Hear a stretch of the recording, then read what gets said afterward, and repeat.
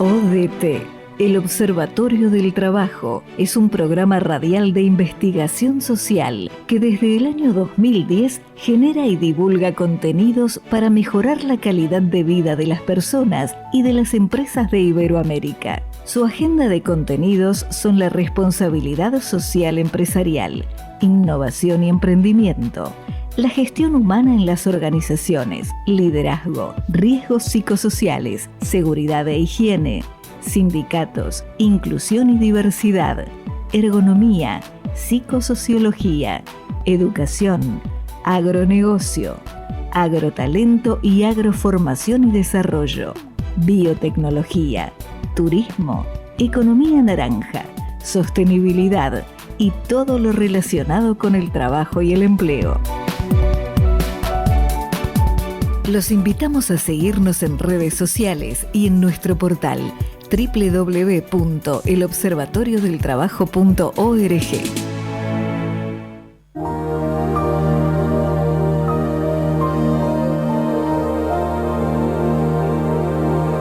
ODT, el Observatorio del Trabajo, cuenta con las siguientes sinergias institucionales.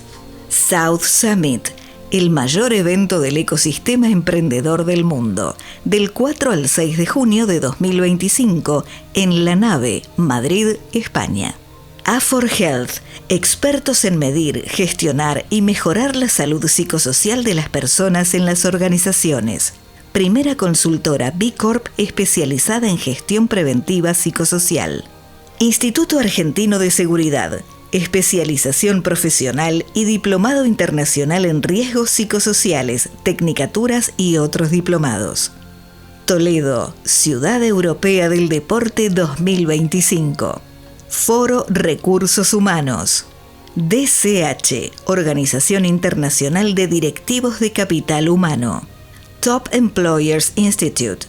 Lleva a tu organización a las mejores prácticas de recursos humanos. ANSICO, Asociación Nacional de Co-Living y Coworking de España.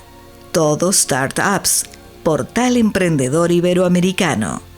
Rumara Solar Oil Green, el primer aceite de soja sustentable de San Andrés de Giles, Argentina, al mundo. 16ª premiación de RSC, Corresponsables Iberoamérica.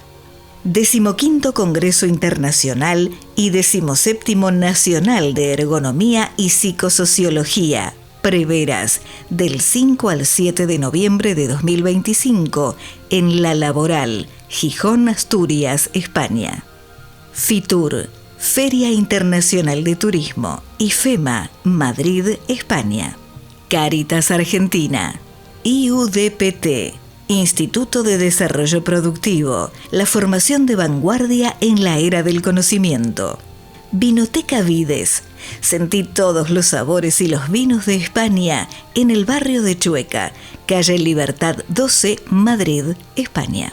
Fundación Incide, apoyando la creación y consolidación de empresas. Agencia de Noticias La Nota Digital. Fundación Inmula, Inclusión para el Mundo Laboral. ALACET, Asociación Latinoamericana de Seguridad e Higiene del Trabajo. CEPLA, Sociedad Ecuatoriana de Psicosociología Laboral. Agencia de Desarrollo de Negocios ONIT Center, Sao Paulo, New York. Premios Impulsa al Autoempleo de la Cruz Roja de España. Carrera La Nocturna de Toledo, sábado 18 de octubre de 2025, Toledo, España, a beneficio de la Fundación Nieman Pick de España. Madrid Talento, el proyecto de capacitación de talento. UDIMA, Universidad a Distancia de Madrid. CEF, Centro de Estudios Financieros. CEIB, Consejo de Empresarios Iberoamericanos. Experiencia del Destino, www.experienciasdeldestino.com. Musicalización original, a cargo del productor audiovisual, pianista y cantautor Romo Santana.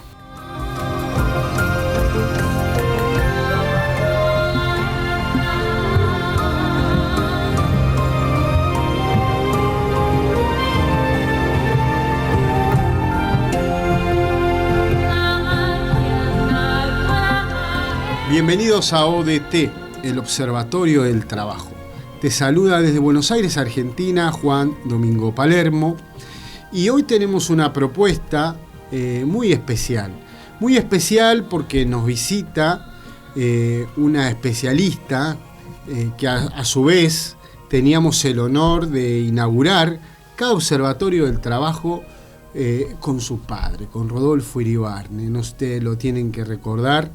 Hoy él está con nosotros aquí, con su espíritu, a través de su hija, que, bueno, Fátima Iribarne, ella es licenciada y profesora en Letras Clásicas de la Universidad de Buenos Aires, magíster en Educación, se desempeña como docente de latín en la Universidad de Buenos Aires y de literatura, prácticas del lenguaje. A nivel secundario realiza tareas como investigadora, es parte de un grupo de investigación que nos va a comentar las acciones que vienen realizando. Es formada en Filología Clásica en la Universidad de Buenos Aires y en el Instituto de Investigación de Filosofía, Historia y Letras y Estudios Orientales de la Universidad del Salvador, la USAL. Sus temas de interés son la didáctica de la literatura greco-latina y su difusión de diversos espacios educativos, y ha dictado y coordinado cursos, capacitaciones sobre literatura clásica, así que tomen nota porque nos va a contar sobre cuál es el valor diferencial que presenta toda esta línea de saberes, de conocimientos, en este tiempo, ¿no? En esta era digital, en esta era del conocimiento, y donde llegan ahora tecnologías disruptivas que se vienen retroalimentando cada vez más, en este caso la inteligencia artificial. Y hoy vamos a dialogar con ella sobre el valor y situación de las humanidades ante la emergencia de la inteligencia artificial. Así que bienvenida Fátima Iribarne al Observatorio del Trabajo en este primer programa, que así como empezamos con su padre ahí por el 2012, que empezó a venir con temas, bueno, hoy se suma usted con esta temática tan saliente para la sociedad como el amor por la sabiduría, que es la filosofía, y cómo vamos hacia adentrarnos en este tiempo donde vemos que avanzamos, pero nos salimos más de nuestra esencia. ¿Y cómo hacemos para que la esencia pueda ser parte del desarrollo de las personas y de nuestras vidas, ¿no? Bueno, muchísimas gracias por la invitación, por recibirme. Es un honor estar aquí y gracias también por los planteos tan interesantes y los temas de los que vamos a hablar en un rato. Es que lo que pasa es que Fátima, tenemos que empezar a también sentarnos a pensar hacia dónde debemos ir, porque ir por ir, ¿a dónde nos lleva toda esta evolución? ¿Es una evolución? ¿Es una involución? Es un tema para problematizar y realmente que usted, como toda la línea de formación que tiene usted a través de la letra, la historia, a través de la filosofía, la filología, que nos ayuden a repensarnos. ¿Y qué está haciendo también a nivel formativo y educativo? Porque sé que también trabaja mucho en esas líneas. Así que no sé si querés adentrarnos en los títulos de los temas que nos vas a proponer para que dialoguemos, y si querés, después nos vamos a Nueva York. Sí, mi interés es plantear cómo desde las humanidades podemos balancear el universo digital en el que están inmersos especialmente niños y adolescentes y precisamente equilibrar esos consumos volviendo al pasado. Paradójicamente cada vez es más necesario volver al silencio, a la letra escrita, a la conversación, a todo aquello que se está perdiendo en los adultos también, pero que me parece peligroso que se pierda en quienes están aún formándose.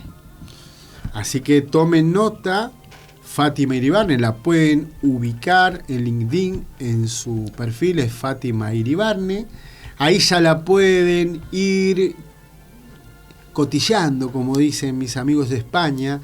Pueden ir mirando quién es, mandarle una invitación, y quizás ustedes que están dirigiendo un establecimiento educativo o que están dirigiendo algún programa específico y necesitan de esta mirada disruptiva para formar a ese talento que tienen en todo su tipo de organización, pueden ya conectar y consultarle. Ella le dirá sí, le dirá no, ella le dirá. Así que si te parece bien, nos vamos a Nueva York a dialogar con el doctor Bernardo Klicksberg. Cómo no, muchas gracias. Así vamos.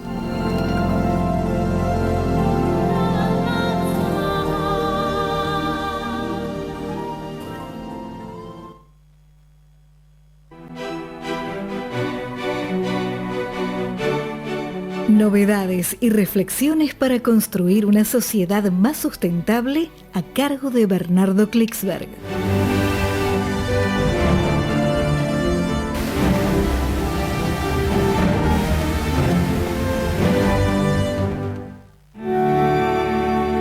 Como cada observatorio del trabajo, iniciamos con el padre de la gerencia social y la máxima referencia en materia de responsabilidad social empresarial, el doctor Bernardo Klicksberg.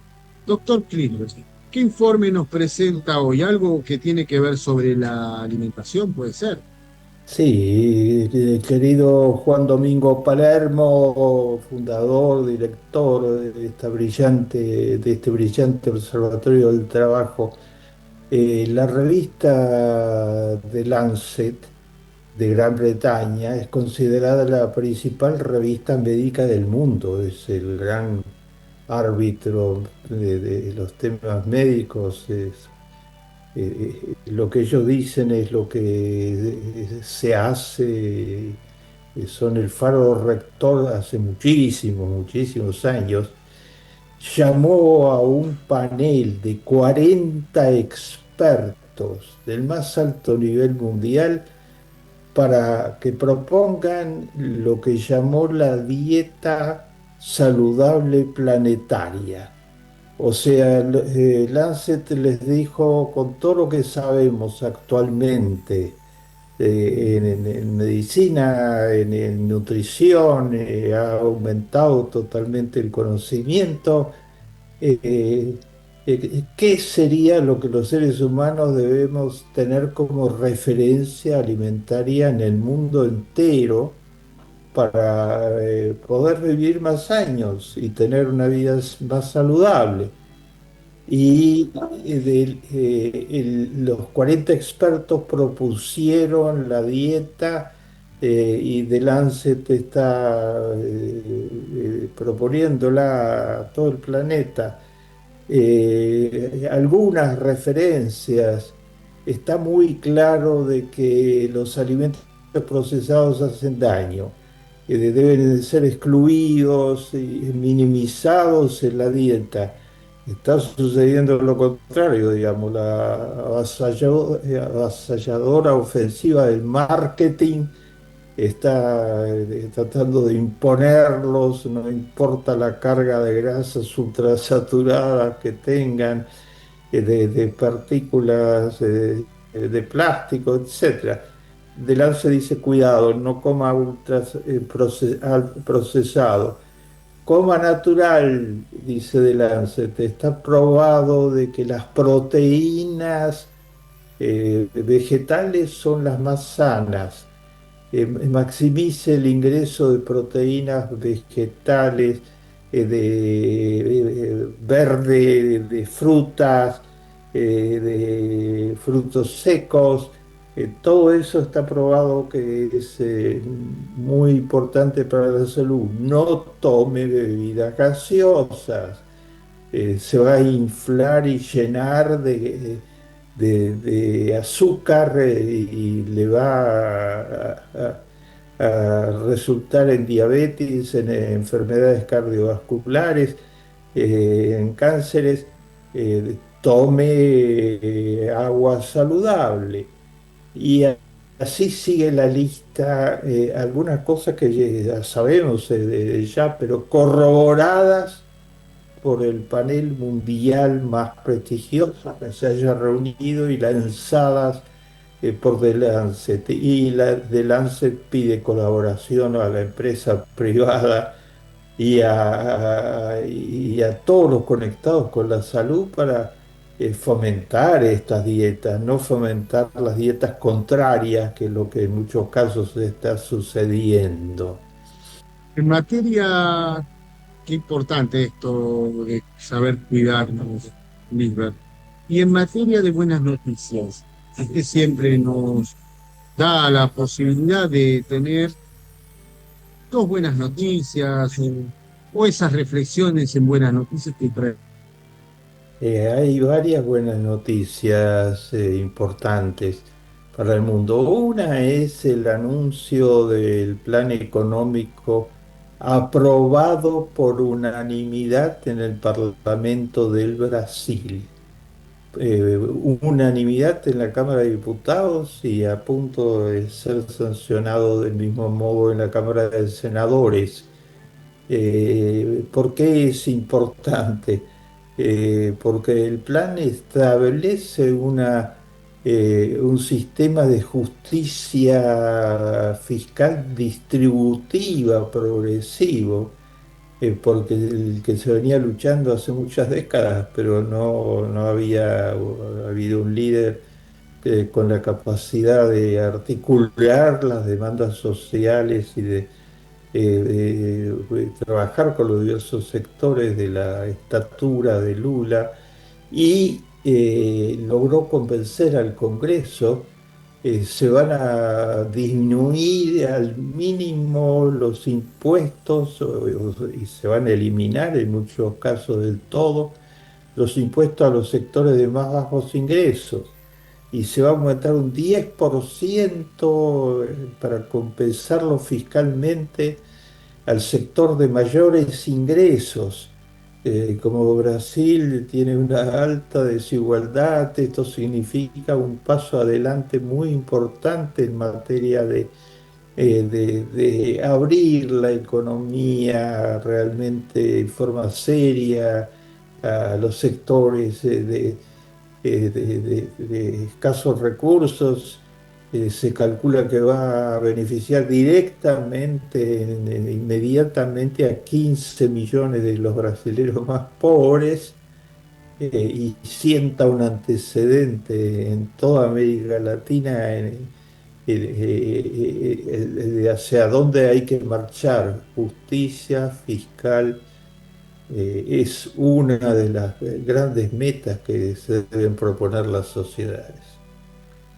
Otra En buena materia, noticia, mi querido amigo, otra buena noticia que nos refresca el Instituto de Potsdam, que es un instituto internacional de los más prestigiados del mundo en materia de análisis del cambio climático. Nos dice estos días en un nuevo informe. El instituto está en Alemania y sus dictámenes son escuchados en todo el mundo.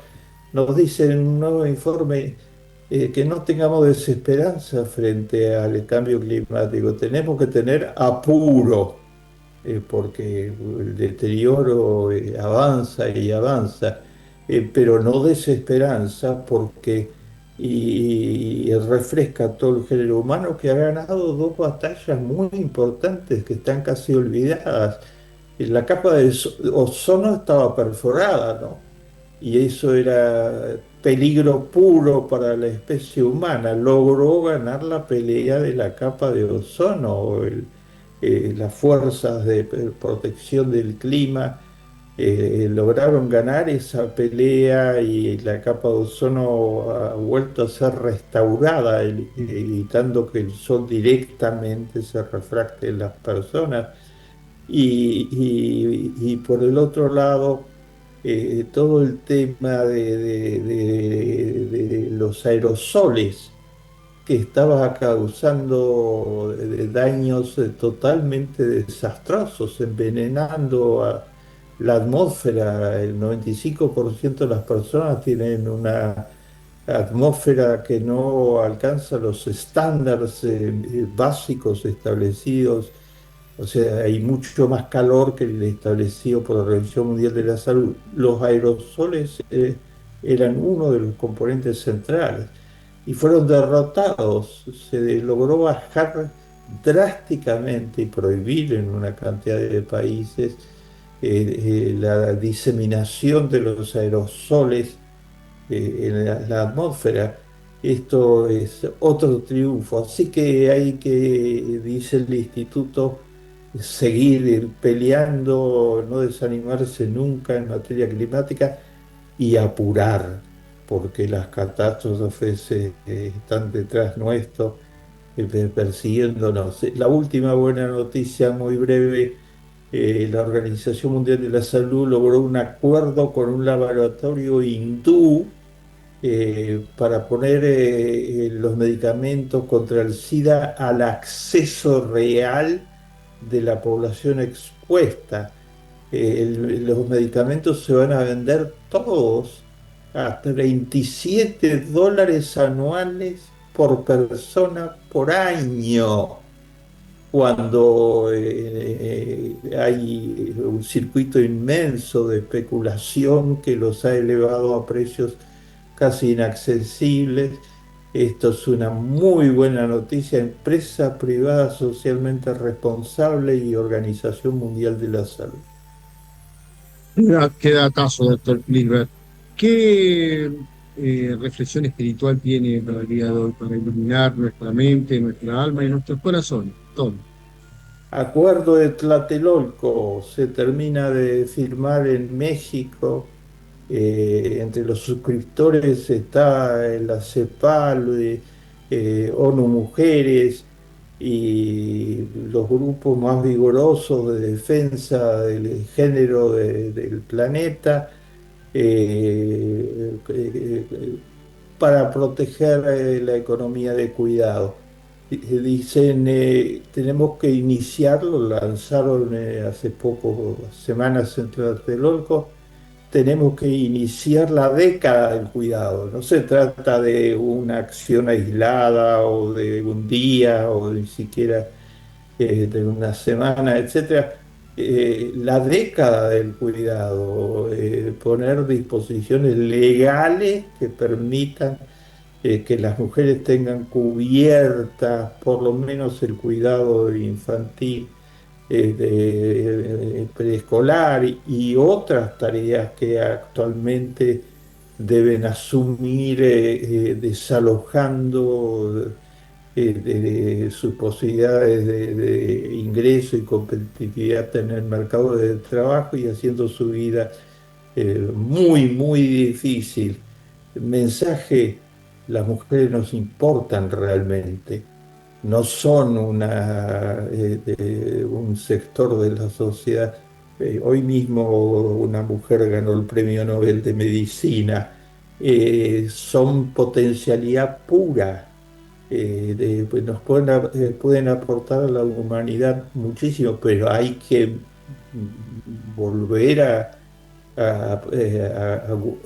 darles instrumentos y ayudarlas en la economía de cuidado.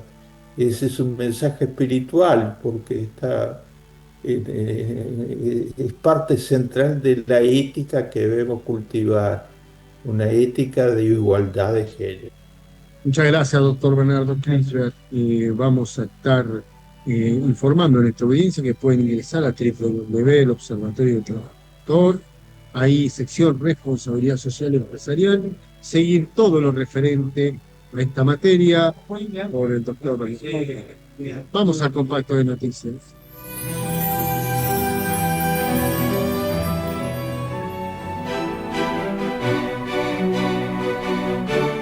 Te presentamos el compacto de noticias a cargo de Jorge Potente.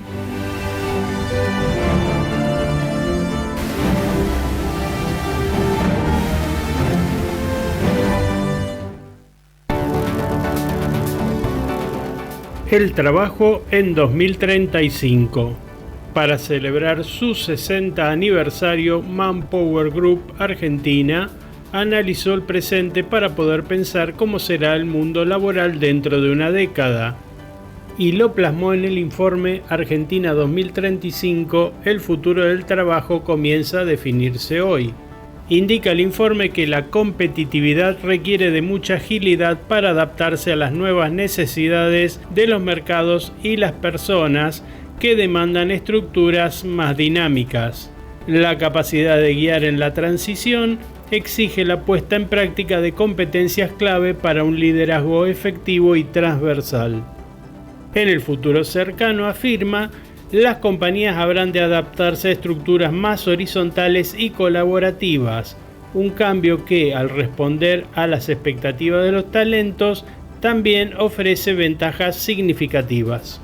Indican que estudios del Foro Económico Mundial revelan que las organizaciones que adoptan estructuras horizontales y modelos basados en proyectos logran un 25% más eficiencia en la implementación de estrategias frente a los cambios imprevistos. En esta coyuntura, las pymes argentinas, menos rígidas desde su concepción, tienen una oportunidad única para consolidar su competitividad. En el segmento de grandes empresas es fundamental el compromiso de top management para desarrollar algunas de las políticas y acciones que harán posible alcanzar la flexibilidad, tales como rediseño de modelos organizativos, promoción de una cultura de autogestión. La flexibilidad no estará exenta de desafíos. El equilibrio entre la agilidad y creación de procesos eficaces conllevará una atención constante.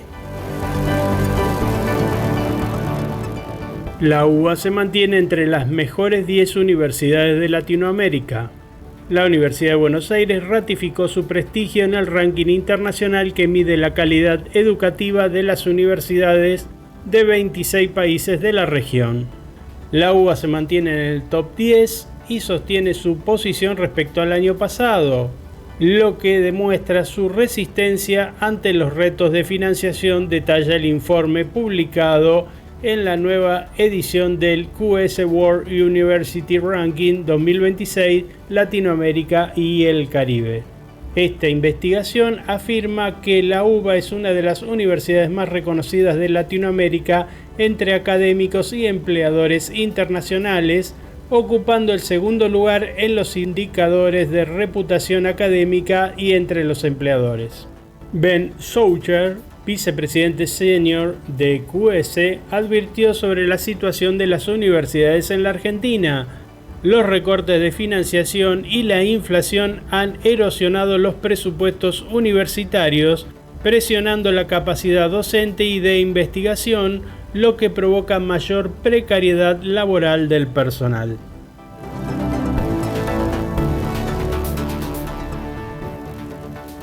Solo 1 de cada 10 argentinos gana más de $1.000 por mes.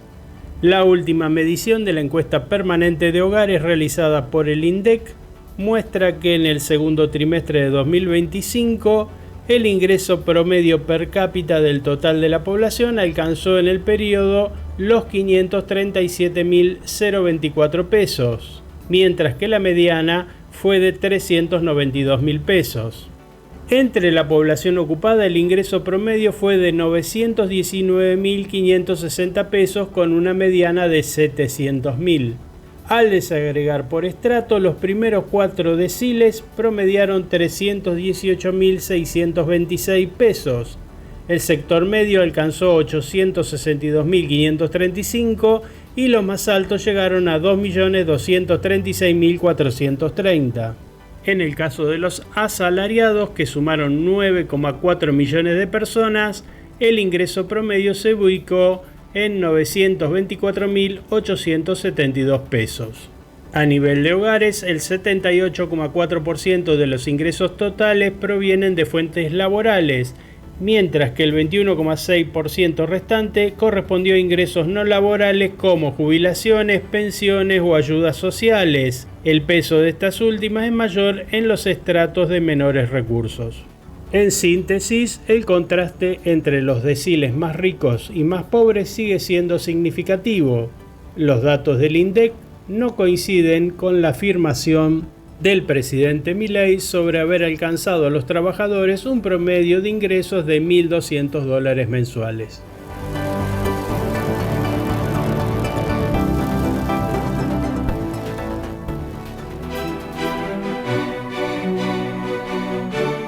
ODT, el Observatorio del Trabajo, te presenta la entrevista del día.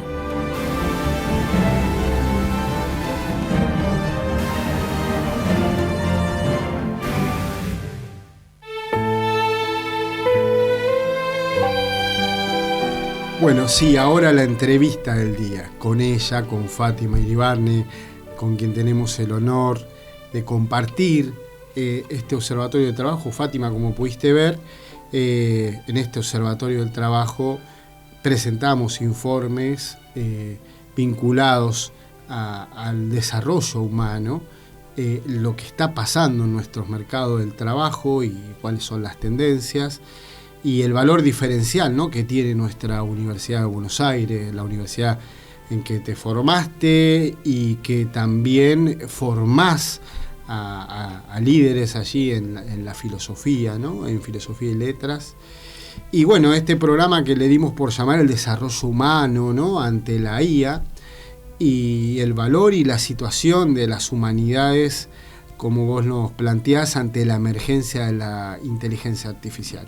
¿Cuál es ese valor y esa situación de las humanidades, Fátima? Bien, en primer lugar, esta crisis de las humanidades ha sido diagnosticada hace mucho tiempo. Recomiendo el libro de Martha Nussbaum de 2010, que fue traducido como Sin fines de lucro, donde esta investigadora explica con mucho detalle cuál es la importancia de las humanidades y su necesidad para el sostenimiento de las democracias.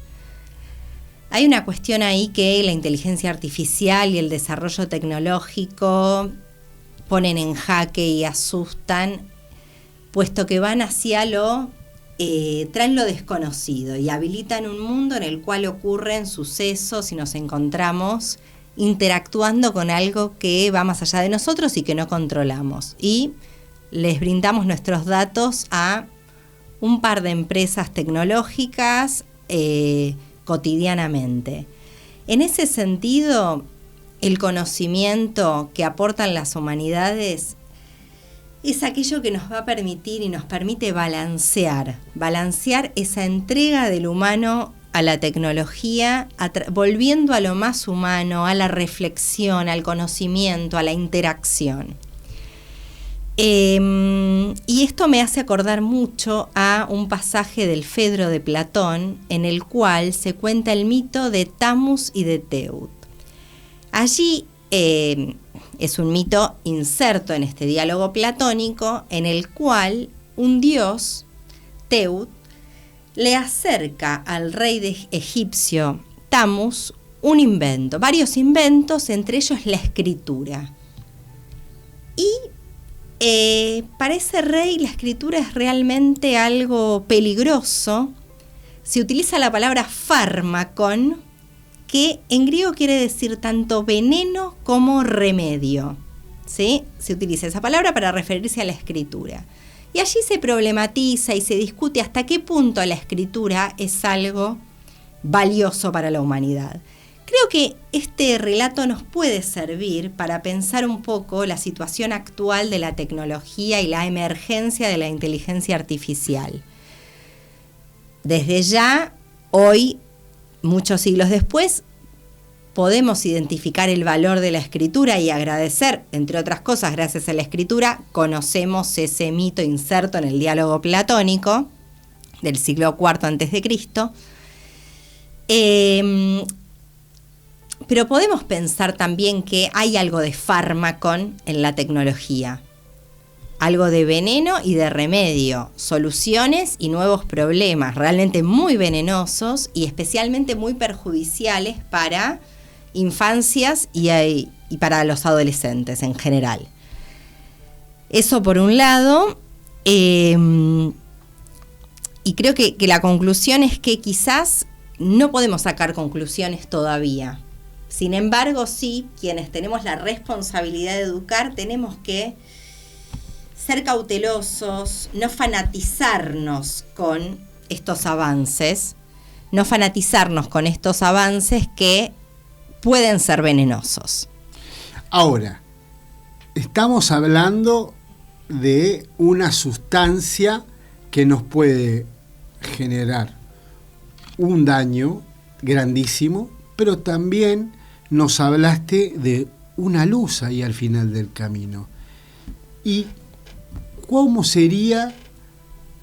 tendríamos que trabajar? ¿Cómo tendríamos que trabajar con la fuerza, en este caso, la fuerza laboral del futuro inmediato? Porque 5 o 10 años no es nada en la vida, y es muy importante lo que se va desarrollando en las generaciones.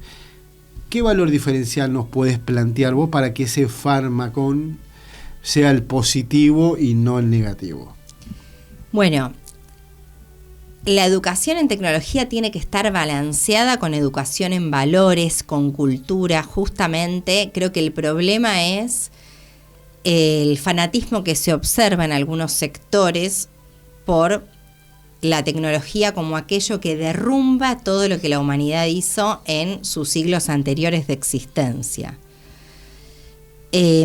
Por otra parte, como dice la Ley de Educación Nacional, la educación obligatoria, nivel inicial, primario y secundario, forma ciudadanos. Y en ese punto es esencial la educación en valores que constituye la formación ciudadana, la capacidad de pensar críticamente, de convertirse en ciudadanos que pueden observar la realidad, sacar conclusiones, protegerse, proteger a otros. Y allí creo que es donde más tenemos que volver a los fundamentos de la cultura y del pensamiento que nos han traído hasta acá, problematizándolos y criticándolos, pero sin dejarlos de lado. Por eso constantemente hay amenazas de recortes en las asignaturas de humanidades, tanto a nivel secundario como en la educación superior, y por eso existen muchos grupos de resistencia, de cuidado de esos espacios de las distintas asignaturas ligadas a las humanidades, que buscan precisamente seguir difundiendo ideas, no entronizándolas como algo inmutable, sino precisamente como aquello que ha traído a la humanidad hasta el punto en el cual está hoy. Hay que conocerlo, no hay que no conocerlo, desconocerlo, borrar lo ocurrido y empezar de nuevo sin mirar atrás. Creo que eso es muy nocivo y son ideas que están circulando actualmente. Por el mundo es algo que viene en evolución permanente, y hay unos conocimientos que hicieron que eso fuera así. Por eso es tan importante las humanidades, la filosofía, las letras. ¿Qué le podés decir a aquel joven, a aquella persona que se quiere formar en el pensamiento crítico, en el valor diferencial que le da toda esta línea de saber? Por una parte, que nos lleva a conocer la historia, y la historia es lo que nos lleva a conocer quiénes somos, por qué estamos acá, por qué ocurre lo que ocurre. Pareciera muchas veces que se olvida lo ocurrido, y lo ocurrido hace no tanto tiempo, y se repite. Hay un eterno retorno en la Argentina y en el mundo de conflictos y de situaciones que siguen ocurriendo, y no conocer la historia, no conocer el pensamiento, dudo que ayude a hacer una humanidad precisamente más humana. Otra cuestión a tener en cuenta es me atrevería a decir, el peligro de el abuso tecnológico, especialmente en sujetos en formación.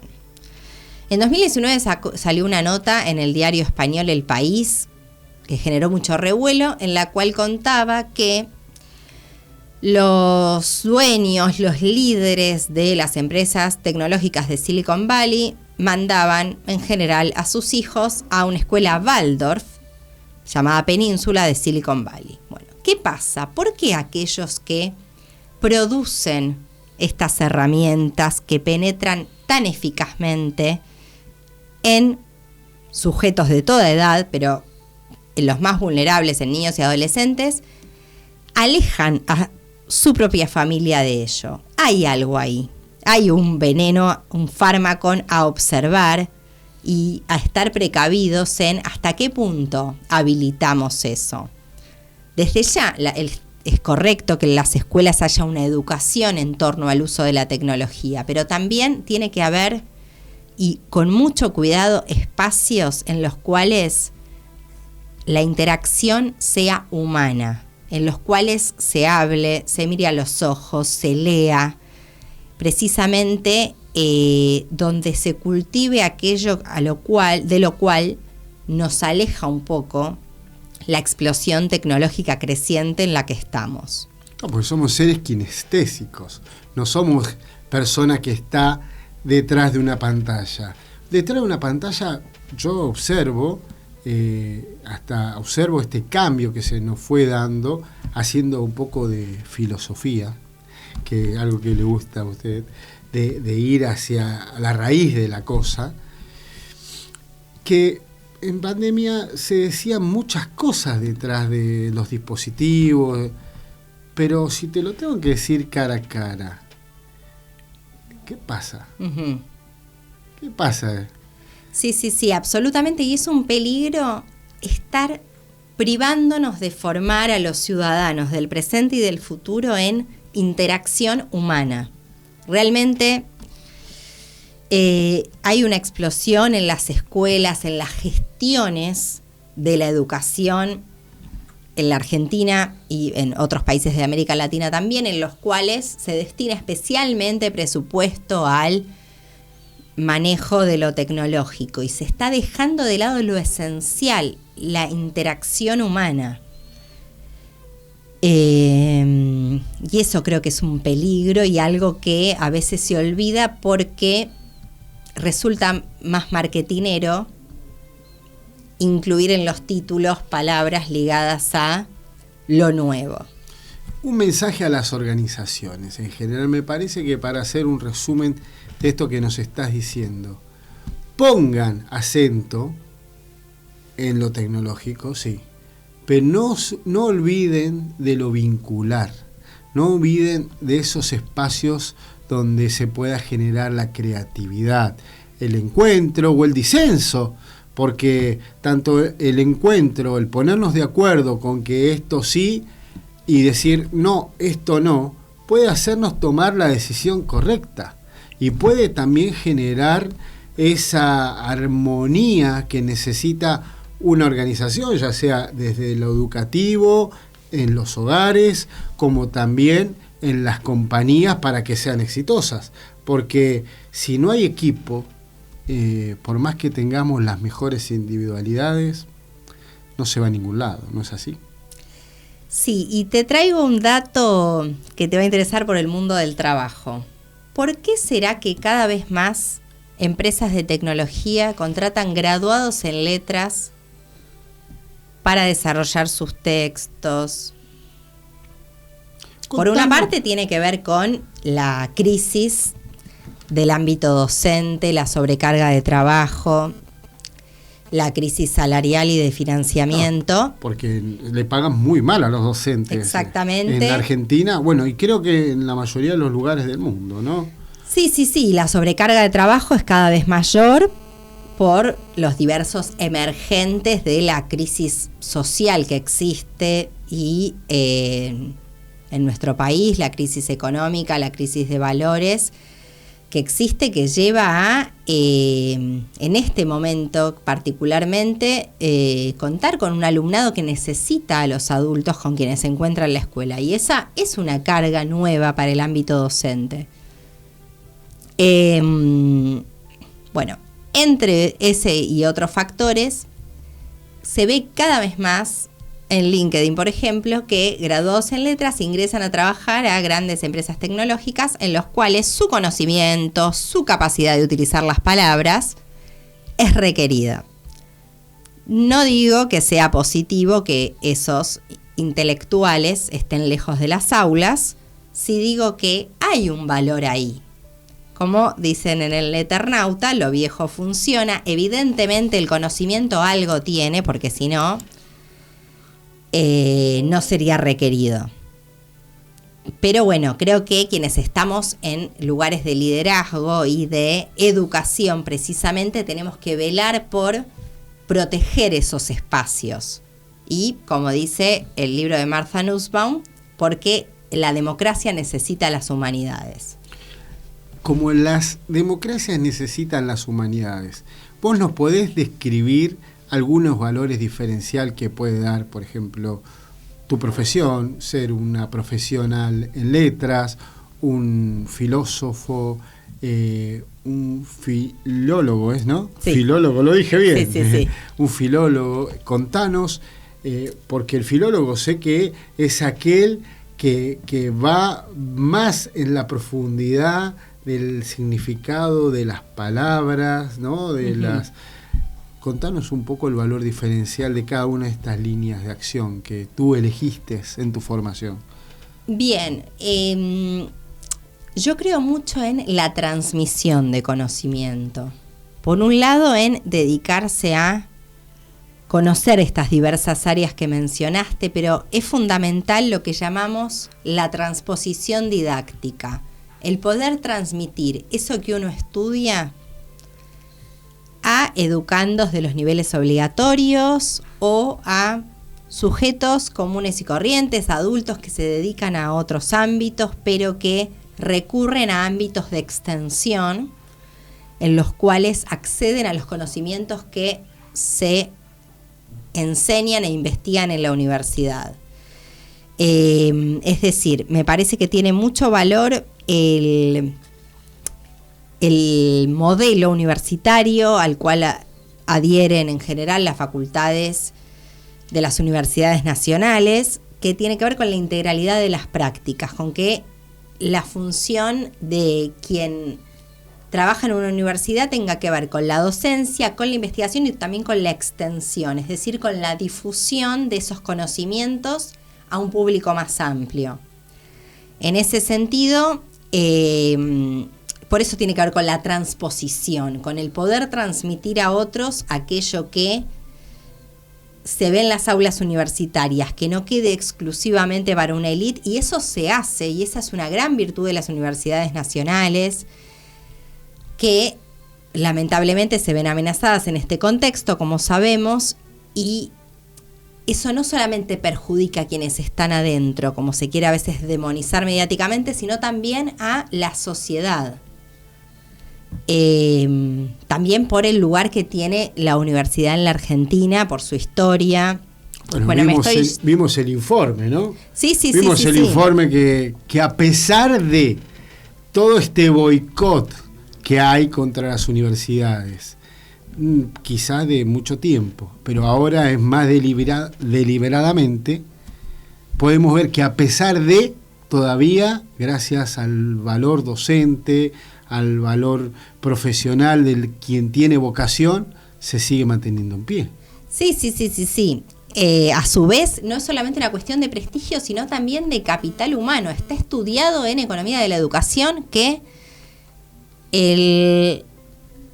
cuanto más educada esté una población, más se desarrolla ese país. Claro. Y lo digo sin ser experta en el tema, pero eso es Vox Populi. Claro. Ahí es cuando se vuelve indignante esos los ataques y las acusaciones perversas a ámbitos en los cuales lo que se busca es difundir conocimiento, producir conocimiento. Y bueno, ahí voy a traer nuevamente algo de Platón que tiene que ver con la figura del sofista. Aquel que dice algo que persuade, que convence, pero que no tiene sustancia. Precisamente se está queriendo acallar la sustancia. Y difundir simplemente ideas que persuaden, que lamentablemente han persuadido a parte de la sociedad en algún momento, pero creo que si logramos difundir la cultura, la conversación, los libros, vamos a poder retrotraernos un poco de ese discurso sofista y volver a, bueno, para Platón el contrincante del sofista es el filósofo, aquel que ama realmente la sabiduría. Para eso, bueno, volviendo un poco a lo que me consultaste, junto con uno de los equipos de investigación en el que me desarrollo en la Universidad de Buenos Aires, hemos explorado la línea que plantea cómo la literatura de la antigüedad grecolatina habilita maneras de pensar y de expresarse y permite problematizar temas sensibles del mundo contemporáneo, que son de interés para los adolescentes, muchas veces temas planteados por leyes nacionales como la Ley de Educación Sexual Integral, la Ley de Educación Ambiental Integral, que en determinados momentos han establecido que se deben abordar ciertas cuestiones a fin de formar ciudadanos comprometidos, justos, comprensivos y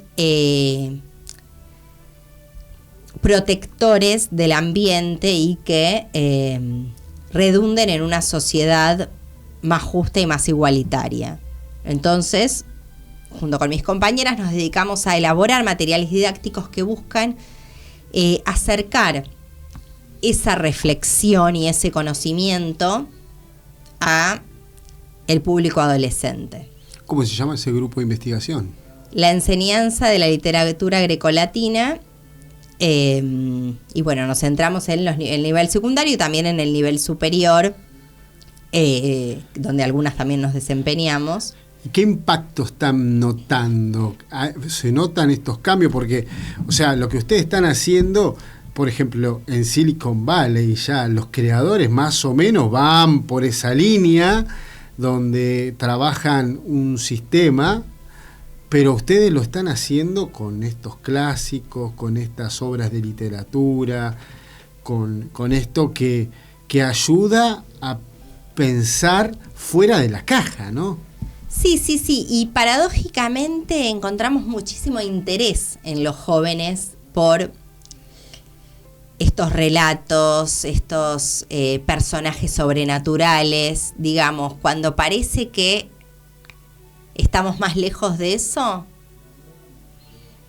el interés crece. Digamos, creo que es todo un problema de falta de equilibrio y que tenemos que intentar construir consensos que lleven a volver a la cultura que se ha dejado atrás. Qué interesante todo esto que nos contás. Estás en otros grupos de investigación también, ¿no? Sí, también me dedico con otro equipo estamos trabajando la configuración de las masculinidades en la literatura latina antigua y de qué manera esas configuraciones han marcado patrones de conducta a lo largo de la historia. En otro equipo también investigamos los tópicos de la muerte en la literatura de la antigüedad.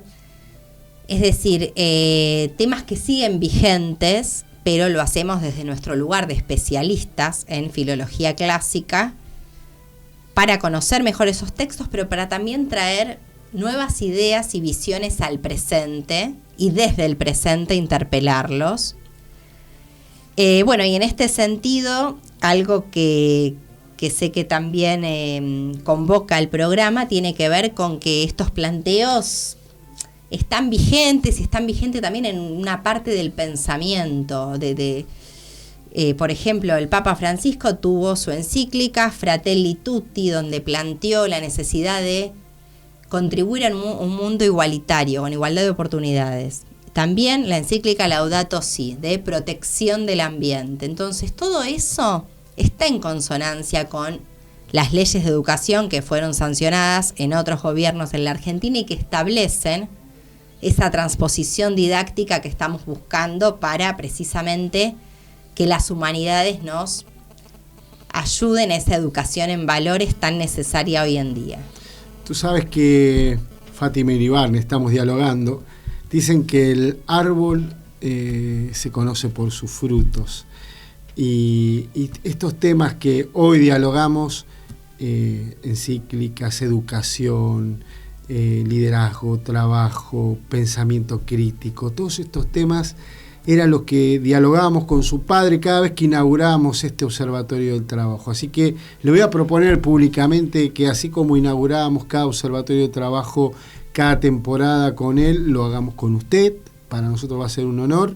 Y un mensaje final nos gustaría que le dé a aquellas personas que quieren manejar en este contexto, liderarse en este contexto de inteligencia artificial, de las ciencias humanas, el valor diferencial que les pueden dar para hacer una síntesis, ¿no? Mi sugerencia tiene que ver con volver a lo humano, animarse a detener las aplicaciones cada día, darse un retiro digital diario, volver a tocar un libro de papel. Yo hago una tarea casi evangelizadora de regalar libros a mis seres queridos. Y hay algo ahí de la desconexión que hace que cuando uno vuelva a conectarse a las redes con las que tiene que interactuar para sus funciones laborales, etcétera, haya vuelto a lo humano, al pensamiento. Esa es mi sugerencia. Hacia eso los invitamos a todos. En esta era de la inteligencia artificial, vamos a poner la inteligencia humana, esta verdaderamente forma de preguntar, la inteligencia aumentada. Nos encontramos el próximo martes aquí en el Observatorio del Trabajo. Dialogamos hoy con Fátima Iribarne y pueden volver a escuchar en Radio Cultura este programa nuevamente. Gracias.